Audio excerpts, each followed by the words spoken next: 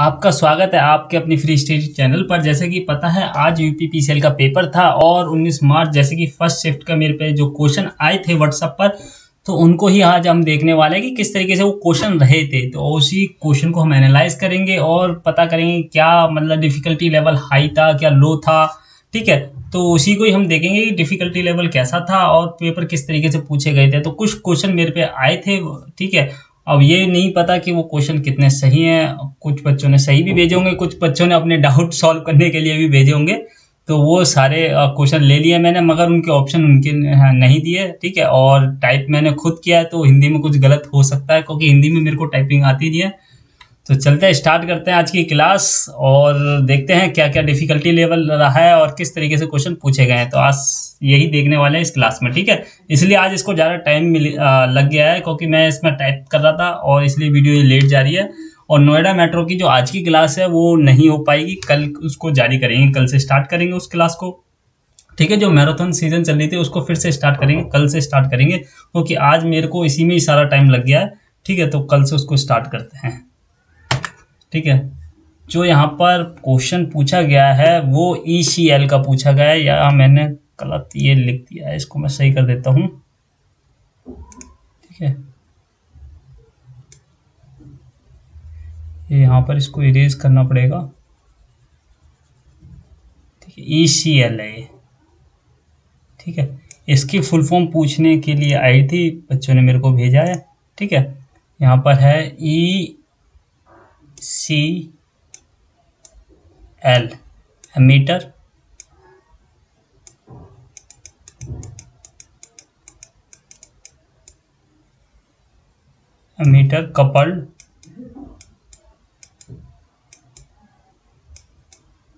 Coupled logic, L का logic हो गया। ठीक है,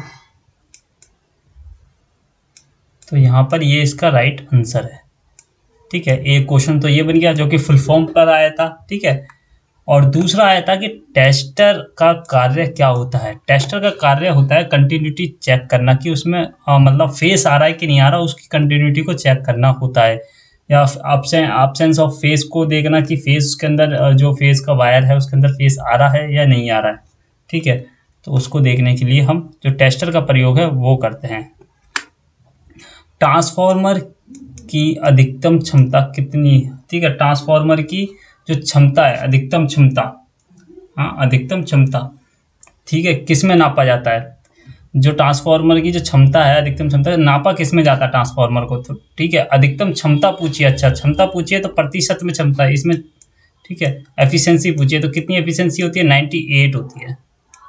ठीक है, इसको मैं 90 यहाँ पर 8 होती है। ठीक है, 98 इसकी एफिशिएंसी होती है, 98%। ठीक है, बाकी मैं एक बार देख लेता हूँ। ठीक है, इसमें मैं एक बार देख लेता हूँ।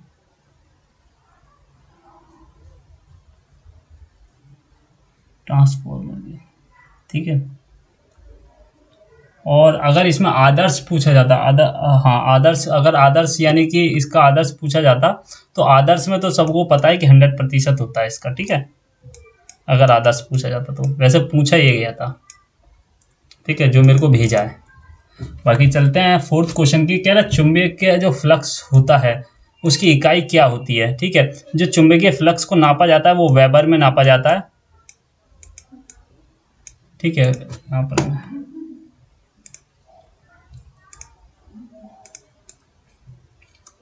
वेबर में नापा जाता है, मैं यहाँ पर लिख देता हूँ ढंग से।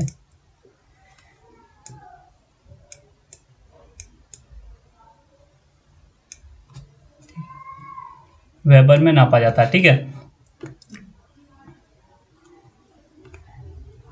मच्छर हो गए। ठीक है, वेबर में नापा जाता है। अगर यहाँ पर फ्लक्स डेंसिटी की बात कर दिया जाता, अगर यहाँ पर फ्लक्स के साथ डेंसिटी भी लिख दी जाती है, डी डेंसिटी।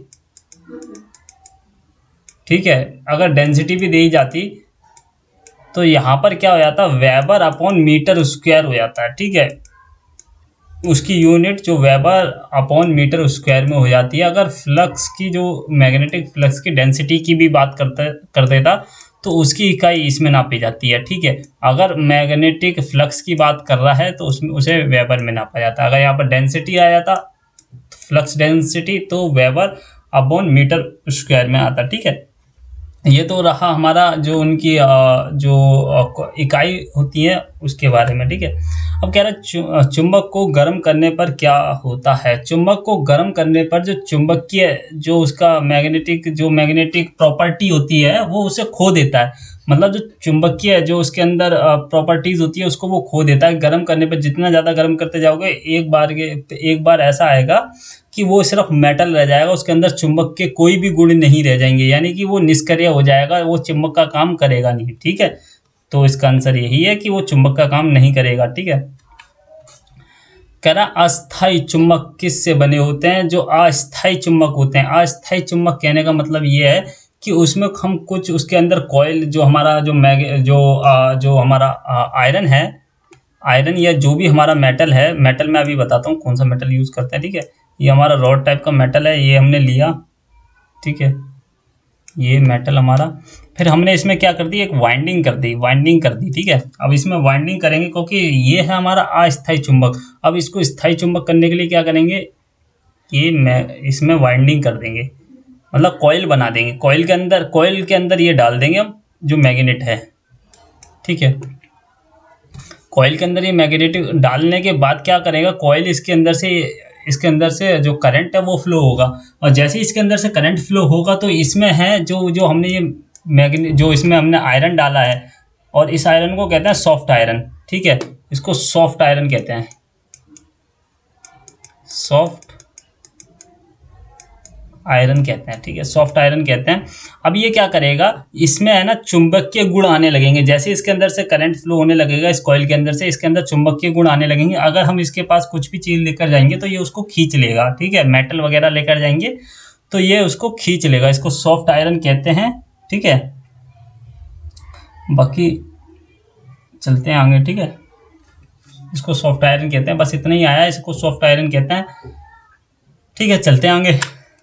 कह रहा सुपर लाइन जो होती है वो, जो सुपर लाइन टेंशन की क्षमता कितनी होती है, वो होती है 33 किलो वोल्ट की होती है। ठीक है, 33 किलो वोल्ट की जो लाइन होती है, जो हैवी ऊपर से आपने देखी होगी जो जाती है, वो 33 किलो वोल्ट की होती है। ठीक है, बाकी मैं देख लेता हूँ, एक बार क्वेश्चन भी मिलाता चलता हूँ साथ के साथ।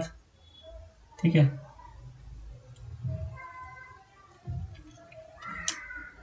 क्वेश्चन मिलाता चलता हूँ जिससे कोई भी क्वेश्चन आपका गलत ना हो। ठीक है, यही है क्वेश्चन और ये है इसका आंसर। ठीक है, जो सुपर लाइन जो हमारी टेंशन लाइन जाती है उनमें 33 किलो वोल्ट की जो क्षमता है वो देखने को मिलती है। अब कहते हैं जेनर डायोड की बायस पर काम करता है। अच्छा, जेनर जो डायोड है वो किस व्यास पर काम करता है। ठीक है, किस व्यास पे, BIAS होता है, वो किस व्यास पर काम करता है। ठीक है, जेनर डायोड मैंने बताया था आपको। ठीक है,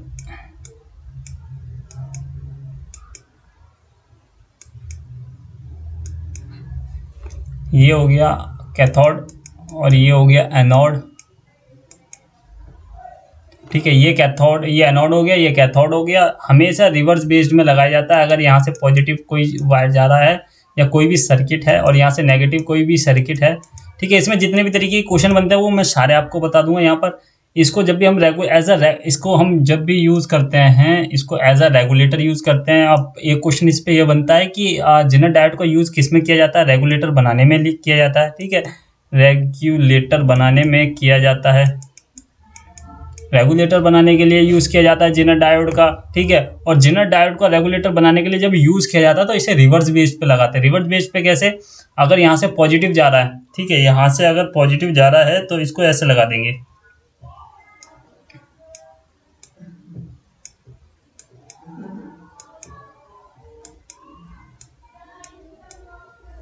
इस तरीके से लगा देंगे। ठीक है,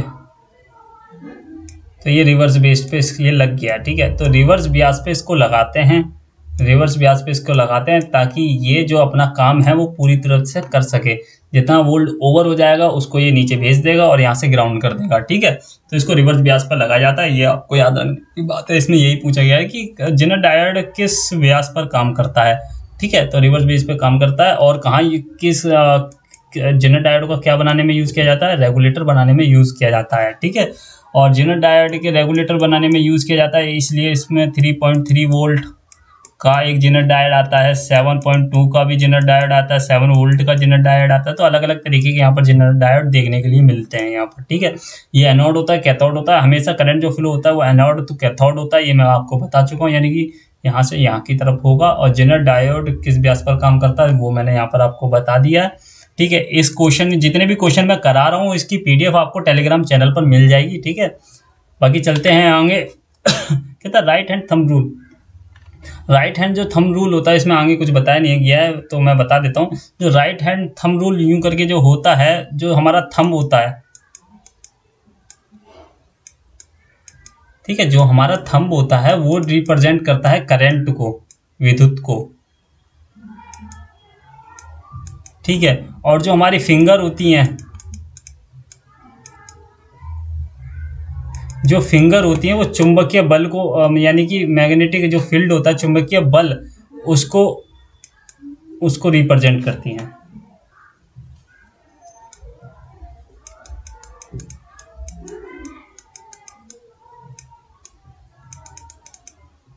एक सेकंड यार, फिसल जाता है।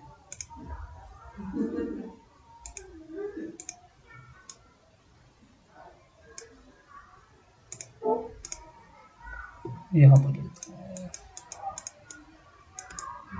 फिर मैग्नेटिक फील्ड यानी कि चुंबकीय बल, हिंदी में मैं बोल भी देता हूँ, ठीक है, ठीक, और हिंदी में मैं लिख भी दिया करूँगा।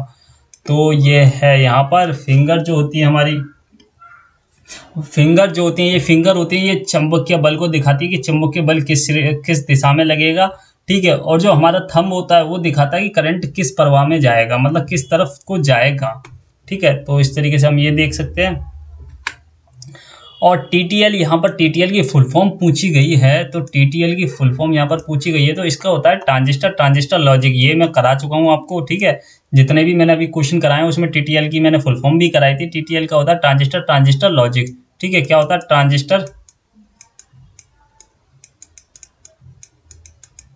ट्रांजिस्टर और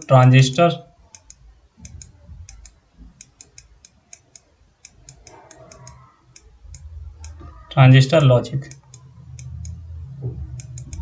ठीक है। ये इसकी फुल फॉर्म होती है, आप यहाँ से इसको देख सकते हो।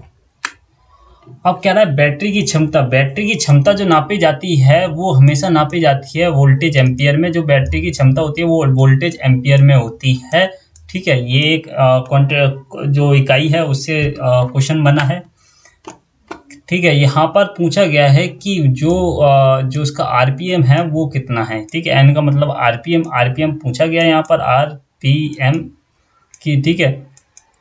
RPM का मतलब होता है राउंड पर मिनट, ठीक है, राउंड पर मिनट RPM होता है। अब एक RPM निकालने का जो फॉर्मूला होता है वो बेसिकली यूं करके होता है कि 120 इंटू फ्रिक्वेंसी अपॉन पोल, ठीक है।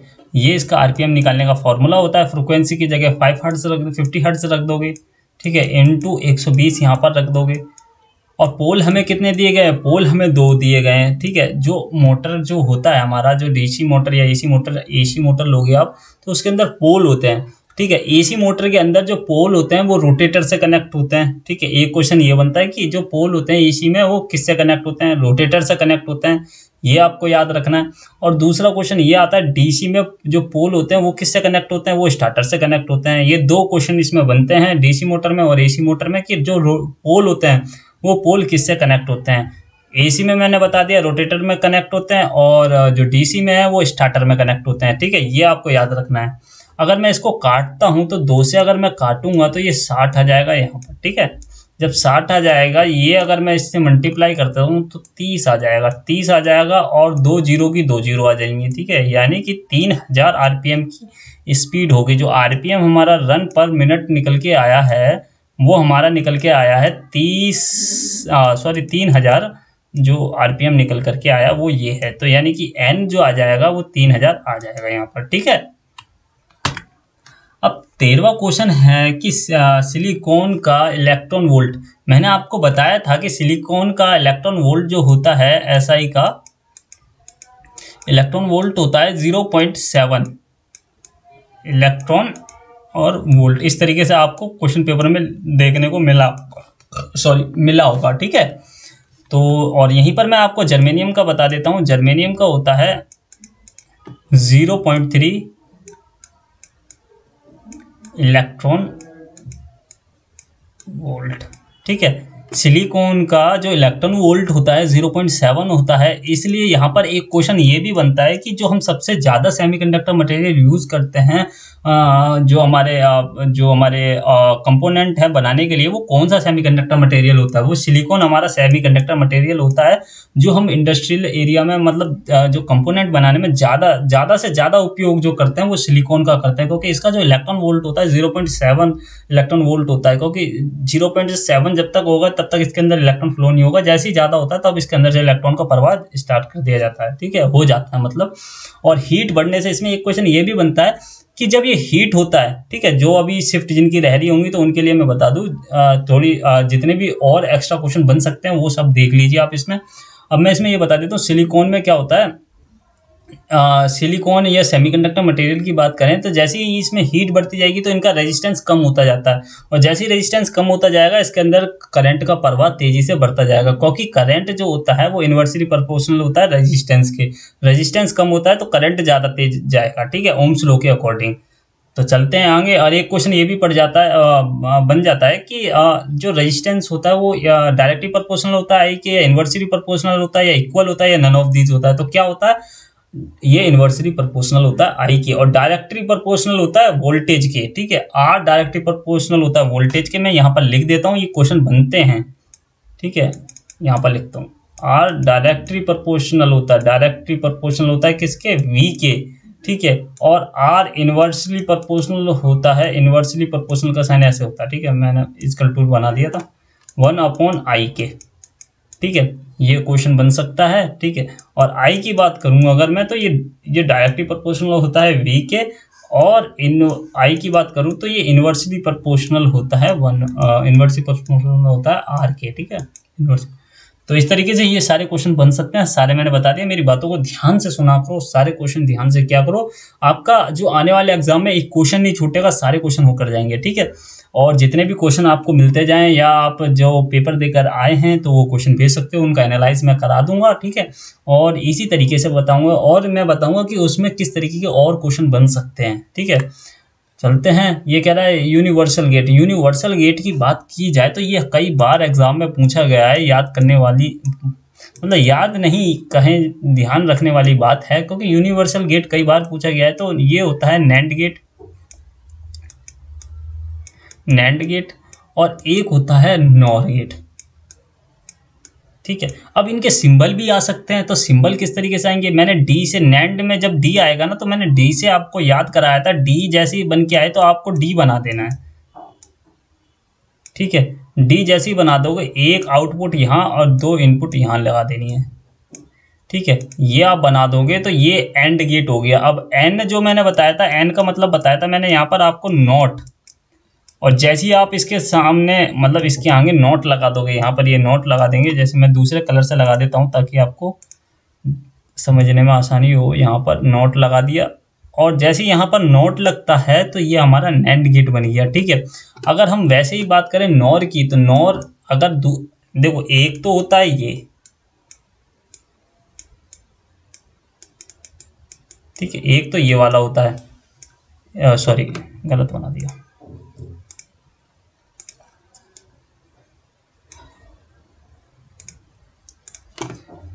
उसमें इनपुट एक ही था। ठीक है, ये होता है नोट, नोट में इनपुट और आउटपुट एक एक होते हैं। ठीक है, ये नोट हो गया। एक तो सिंबल ये बनता है, एक मैंने याद बताया था डी से याद रखना है आपको।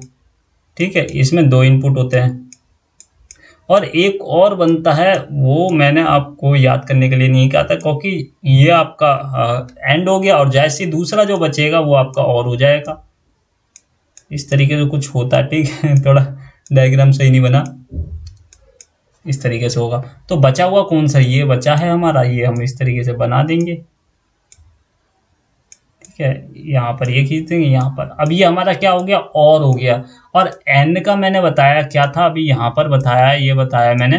तो एन को हम क्या लिख सकते हैं, नॉट लिख सकते हैं, लिख सकते हैं ना। तो नॉट जैसे हम यहाँ पर यूँ नॉट लगा देंगे, नॉट का मैंने दूसरा नाम भी बताया था, दूसरा नाम भी पूछ लेते हैं, नॉट का दूसरा नाम क्या है, तो इसको इन्वर्जन भी कहते हैं।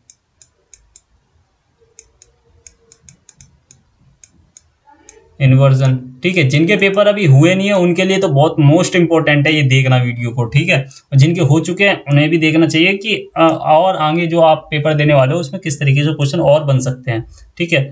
तो ये आपके इनपुट हो गए और ये आपके आउटपुट हो गए, ये भी इनपुट हो गए और ये आउटपुट हो गए, ठीक है। ये भी आउटपुट हो गए। तो मैंने इसमें जितने भी क्वेश्चन बनते हैं वो सारे मैंने बता दिए। यूनिवर्सल गेट ये बता दिए, इनके सिंबल बता दिए मैंने, ठीक है। एंड का सिंबल बता दिया, और का भी सिंबल बता दिया, नॉर का भी, नैंड का भी, सारे सिंबल बता दिए, ठीक है। और इसको पहचानेंगे कैसे, क्योंकि कई बच्चे क्या करते हैं डायग्राम में कन्फ्यूजन खा जाते हैं, ठीक है। डायग्राम में कन्फ्यूजन नहीं खाना।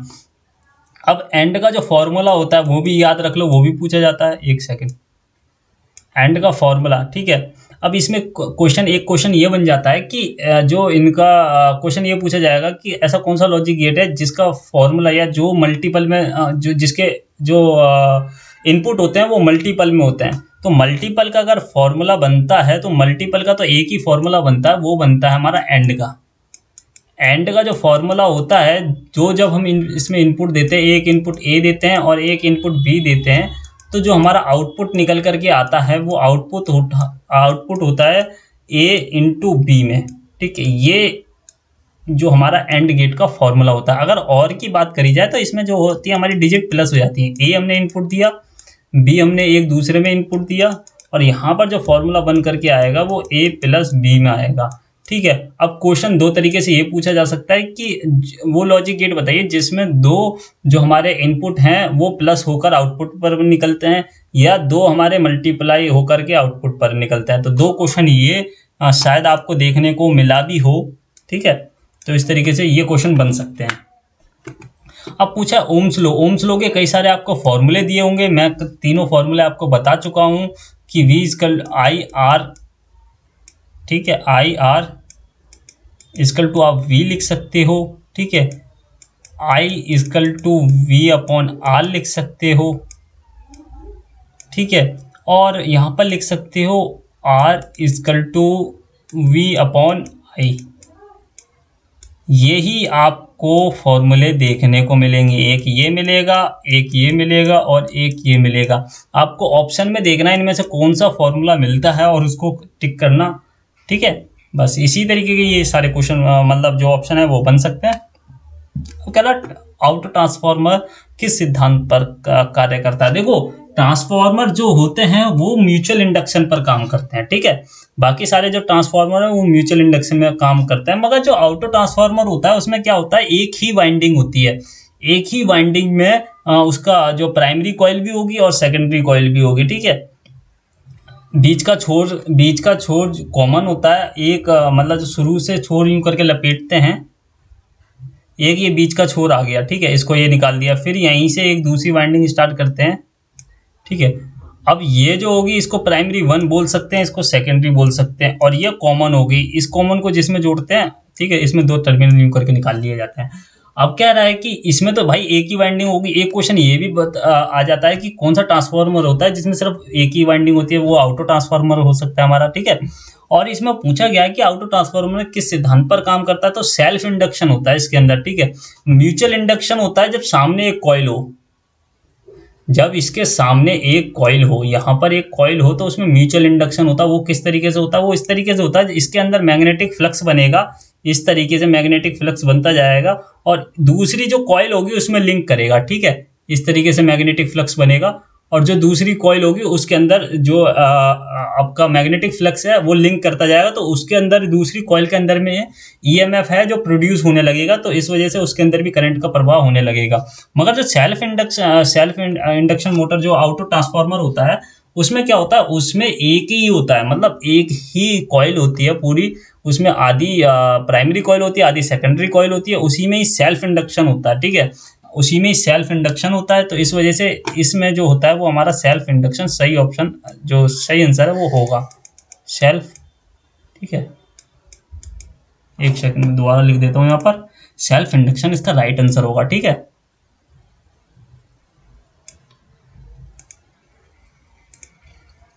तो वो आप बता देना कितने क्वेश्चन आपके इसमें से आए हैं, ठीक है। बाकी तो बच्चों ने मेरे को भेजे हैं तो वो मैंने सारे करा दिए हैं। अभी देखता हूँ कुछ और होते हैं तो सेल्फ,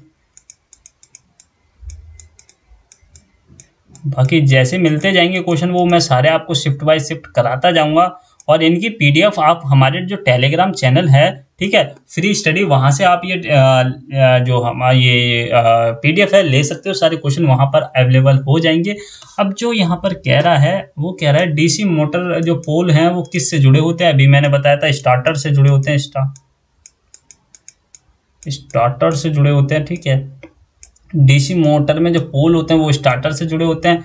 और अगर यहाँ पर एसी दे दिया जाता तो वहां पर रोटेटर से जुड़े होते हैं, ठीक है। ये अभी चल नहीं रहा, ठीक है, रोटेटर से जुड़े होते हैं, ठीक है। वीडियो देखने के लिए धन्यवाद। और वीडियो अच्छी लगे हो तो लाइक कीजिए, एनालाइज अच्छा लगा हो तो लाइक कीजिए, क्योंकि मेरे को इसे बनाने में बहुत मेहनत लगी, क्योंकि मेरे को हिंदी की टाइपिंग आती नहीं है। फिर भी मैंने बहुत कोशिश करके इसको लिखा, इसको आपके लिए लेकर के आया, ठीक है। अगर वीडियो अच्छी लगे तो लाइक करना, सब्सक्राइब करना और दोस्तों को अपने जोड़ना।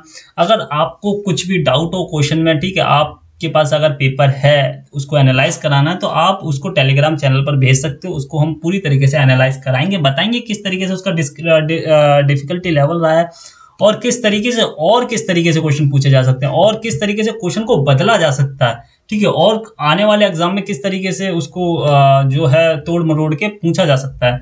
तो बाकी सारे क्वेश्चन इस तरीके से हम देखेंगे। आप भेजना, अगर आप देने जाते हो तो आप अपने जो डिफिकल्टी लेवल है उसको देख सकते हो, आप अपने क्वेश्चन देख सकते हो कितने सही हुए हैं कितने गलत हुए हैं, ठीक है। और जो बच्चे इसमें नए जुड़े हैं वो चैनल को सब्सक्राइब कर लीजिए, ठीक है। और वो भी पेपर को देखिए, क्योंकि आने वाले एग्जाम हैं उनमें क्या होता है, क्वेश्चन चेंज नहीं होते, बस क्वेश्चन का पूछने का तरीका बदल जाता है, ठीक है। क्वेश्चन वही रहता है, आंसर वही रहता है, बस पूछने का तरीका बदल जाता है। जिससे क्या होता है, जो बच्चा अलग अलग तरीकों से क्वेश्चन को नहीं देखा हुआ होता है तो उसका वो भटक जाता है वहां पर, ठीक है।